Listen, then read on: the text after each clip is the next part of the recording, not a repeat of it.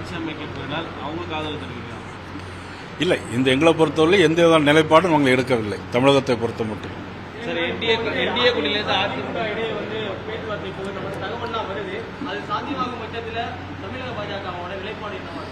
இல்லை, எங்களுடைய தொடர்பு நான் ஏற்கனவே விளக்கி இருக்கிறேன். அதாவது நாங்கள் யாரும் எங்கள்கிட்ட எந்த விதமான ஆதரவும் கேட்கவில்லை, நாங்களும் எந்த விதமான ஆதரவும் தெரிவிக்கவில்லை. தமிழக பாஜக தலைவர் இவரோட பார்வையில விஜய் ஆட்சி அமைக்கிறதுக்கான சாத்தியக்கூறு இருக்கா? ஏன்னா வச்சிருக்காரு, அவர் போர்ல வந்து பெரும்பான்மை நிரூபிக்கிறதுக்கான வாய்ப்புகள் இருக்கு. ஆளுநர் இங்கேயே பெரும்பான்மை நிரூபிக்கிற டாக்குமெண்ட் இருக்கு. அதை எப்படி பாருங்க? அதாவது ஆளுநருக்கு அதில் அதிகாரம் இருக்கிறது. அவருடைய எண்ணிக்கையை கொடுக்க வேண்டியது அவருடைய பொறுப்பு.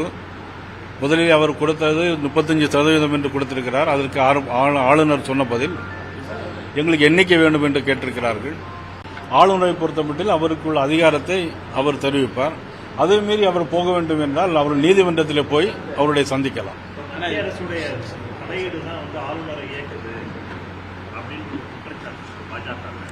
பாரதிய ஜனதா கட்சி எந்த விதமான எதிலும் எந்த தொடர்பும் வைத்துக் கொள்ளவில்லை என்பதை தெரிவித்தார். அதிமுக என்டிஏ கூட்டணியிலிருந்து பிளவுபட போறாங்கன்னு சொல்லி ஒரு தகவலுக்கு திமுக பேச்சுவார்த்தை நடக்கிற 2 பேரும் இணைந்து ஒரு ஆட்சி அமைப்பு. இப்ப இது என்னுடைய விளக்கத்தை சொல்லிட்டேன்.